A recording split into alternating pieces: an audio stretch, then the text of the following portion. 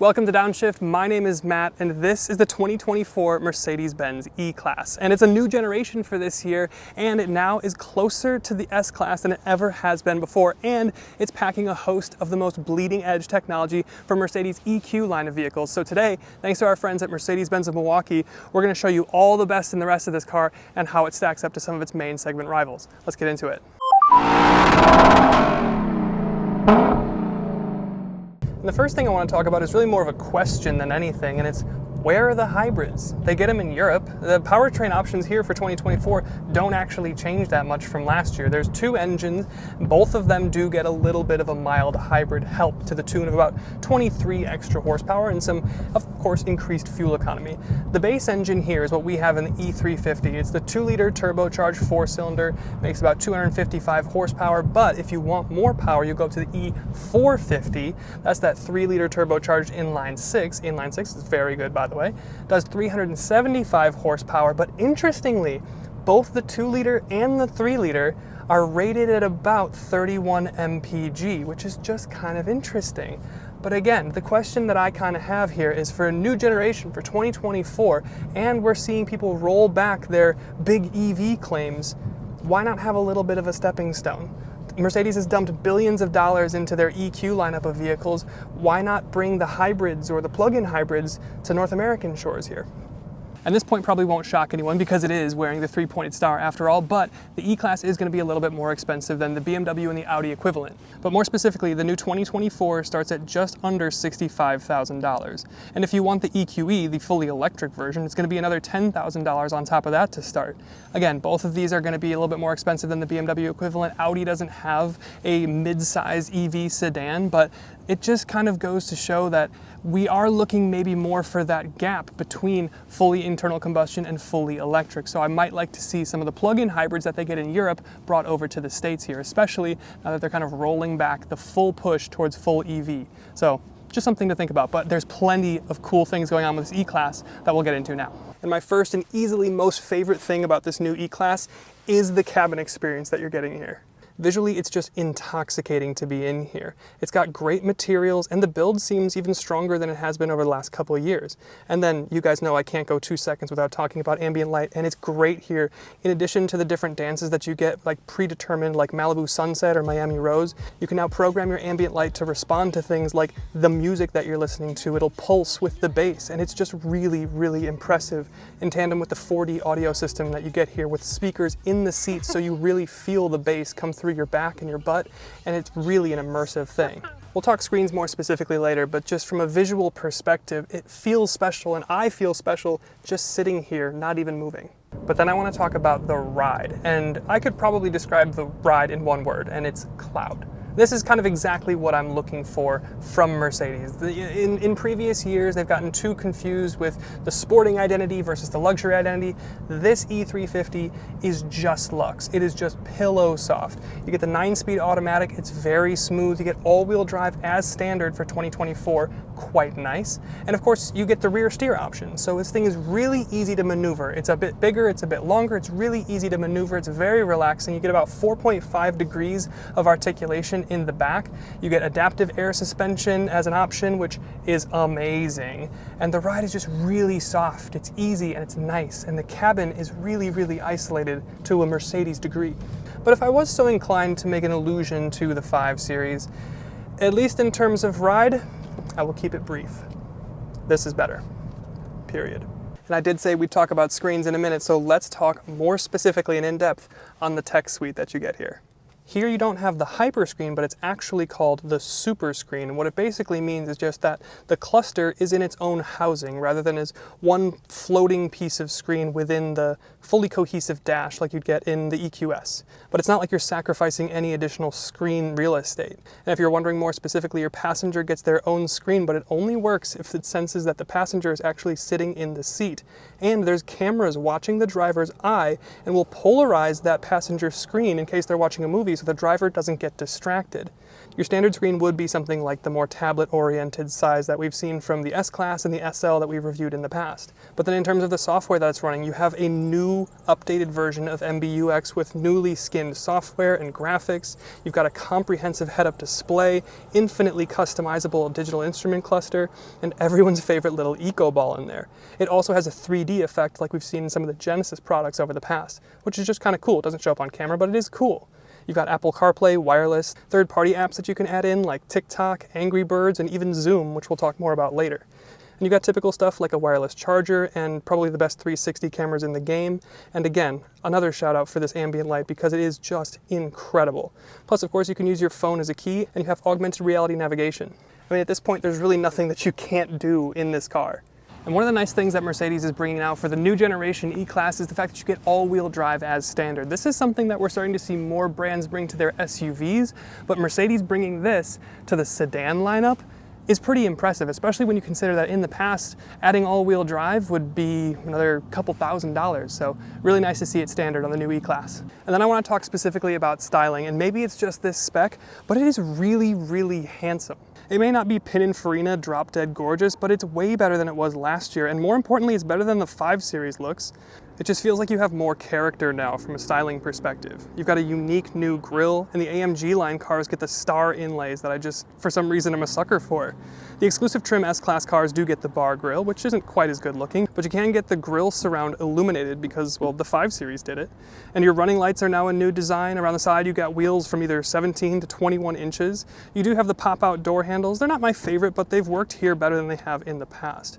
And the rear design looks smooth and sleek with a full-width tail bar and the nuclear hazard tail lights, which of course actually are the Mercedes star, but they're a very 3D interesting design. But overall, it's really handsome. It's better looking than the new 5 Series, and it's probably better looking than an A6, so I like it, especially in the AMG line.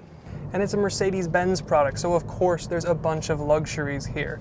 Heated and cooled seat, you got seat kinetics, you can get a massage option, you've got that panoramic roof, you can do that auto program, enter your height, and then the machines and robots automatically put you in the most optimal human environment and seating situation for maximum performance. I don't know, whatever, but it's very nice. There's plenty of stuff in here, and all of this ambient light works in tandem with that 4D speaker system, and it just really immerses you in the experience. You know what doesn't immerse you in the experience? Shut up, Mercedes! I didn't even say Mercedes. My heart's in it. I know everything there is to know about driving in your vehicle. For example, you can tell me, "Hey Mercedes, drive me home," or ask, "Hey Mercedes, is there congestion on my route?" Hey Mercedes. You can also tell me if you're too warm. Hey Mercedes, shut up. In order to use this service, you Oh my God! And then we're going to talk about the practicality, including things like the rear seats and the trunk. But first, we'll start to talk about the trunk. It is kick gesture open, which you don't really see in this class. Of course, it is power close and lock, and it's a great size. The hybrids in Europe don't have a load lip, but that's because the hybrid batteries rest under the trunk floor, so you actually lose trunk space. So here you have more space. But then in terms of the rear seats, they're bigger than they were last year, they're more comfy than they were last year, and the legroom is great, and the headroom is even pretty good. I've got this thoughtful second sunroof so I don't even hit my nub. And you get real luxuries in the back seat, like you can option 2 individual rear climate zones, you can option rear heated seats, and all of that is on top of the fact that it's not just comfortable, but it actually looks great back here too, and there's plenty of light coming in through these double sunroofs. And the last point is safety. Your Distronic system here, we'll keep it brief. It's very nice. It will change lanes for you now. You've also got the crazy headlight thing where it like projects stuff onto the road in front of you, so if you are working with it in tandem with your navigation system, it'll tell you exactly where to turn. You've also got the augmented reality system for your navigation in your...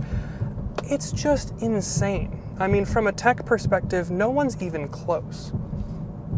But before we get to the final thoughts, there's just a couple odds and ends that I think we definitely need to cover on this thing because they are pretty cool. Now this is your cabin dash camera, which will actually record the driver and or the passenger, because now you can download Zoom. So you can have a Zoom meeting legitimately in your car. Of course you have to be parked for it, but that is just pretty wild. And you don't have it equipped here, but in your glove box you do have room for a fragrance diffuser if you so choose. Now, of course, we'll talk about the sound system. We've mentioned it once or twice. It's a Burmester branded system, but it's got Dolby Atmos in it. It's 21 speakers. It's their 4D audio, and you've got speakers in the seats themselves. So when the bass comes in, you can actually feel it in your back and your lower back and your butt sometimes. And that is just a really immersive way to listen to music. New E-Class. There's turbo. Okay. I mean, not slow. If you want speed and power though, then you're going to want to go to the 450 or the 53 that's going to come out later, or the 63, and hopefully by the time we get the 63 back, it'll have the V8 again. But anyway, I want to talk about what this E350 is like to drive, because it's actually really good. Like, I have not been this excited about a non-AMG Mercedes in recent memory. Like, I honestly couldn't tell you like the last time I was this interested. Like, I put this kind of on par with the new S-Class. Does it ride quite as well as the S-Class? No, it's about like 95%, but what you have here, the wheelbase is longer, the car is a bit longer than last year, it's really stable feeling on the road, and you do have the adaptive air suspension underneath here, so the ride is pillow-like, like really, really good. In previous years, Mercedes has kind of worried more about what BMW's doing in terms of having like a sporty competitor. This feels more self-aware Mercedes-Benz. This feels like, I am a luxury product and I'm not pretending to be anything else, and it's so good for that. In comfort mode, still feels plenty powerful. To do normal person driving, to not drive like a baboon, this feels perfectly adequate, perfectly adequate. Also, the sound is okay. It's a 4-cylinder, but it sounds decent. Again, it's not an AMG. This is the base powertrain, and it still feels perfectly adequate for what I want from this car. But yes, it really comes down to the suspension. The air suspension is so good here. The visibility is so good here. And the cabin isolation is unreal. We had the speakers bumping, testing the 4D sound system, huge amounts of bass, great power, big wattage, and you step outside the car and close the door, you couldn't even hear it. Like, not even the bass leaked through, which is just amazing. All right, we're gonna test the turning circle here. Like, unbelievable. That's that rear steer. So in tandem, like I mentioned, you get all-wheel drive, but you also get rear steer here. 4.5 degrees of rotation. So at that low speed, it's gonna turn in opposite direction of the front wheels to really tighten that turning circle. Like, there was no stress in my mind that I wasn't gonna make that turn. And it's just really, really good, really nice. So between that, making it feel smaller, more agile, and easy to maneuver, and then with the absolute pillow cloud ride, it's hard not to love. And then you go with the visual aesthetics, the cabin experience, just the absolute visual drama of having this huge super screen in front of you with all of the little bells and whistles, and the ambient light, especially at night, is just intoxicating. So I have to say, really, really impressed with this new E-Class. Good car, good car. Final thoughts. So that is the best and the rest of the new E-Class, and I have to say, I'm really impressed. For a normal person that's just gonna use their car as a luxurious way to get from A to B, this is definitely the one to beat. It's visually stunning. All of the tech is really impressive. The immersive audio system, the ambient light just makes it feel more special than pretty much anything else that you can get. So again, thanks to our friends at Mercedes-Benz of Milwaukee for letting us have a go in their new E-Class, and we'll see you in the next one.